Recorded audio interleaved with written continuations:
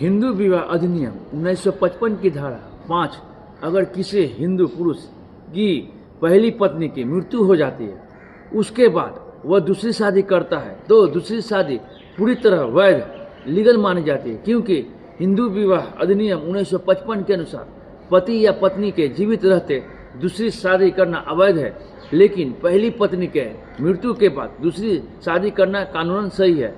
यदि ऐसे व्यक्ति की मृत्यु बिना वसीयत बिल बनाए हो जाती है तो उसकी संपत्ति का बंटवारा हिंदू उत्तराधिकारी अधिनियम 1956 के अनुसार किया जा सकता है। कानून के अनुसार सबसे पहले क्लास 1 हेयर्स को अधिकार मिलता है। इनमें मुख्य रूप से शामिल पति, पत्नी, पुत्र, पुत्री, माता, इन सभी को बराबर का हिस्सा मिलता है। पहली पत्नी के बच्चों का अधिकार पहली पत्नी से पैदा हुए बच्चों को पूरी वैध संतान माना जाता है, इसलिए उन्हें पिता की संपत्ति पर पूरा अधिकार मिलेगा।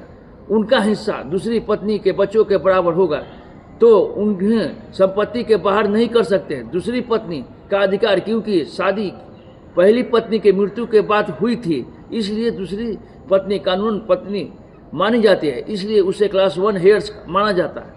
उसे बच्चों को बराबर हिस्सा मिलेगा।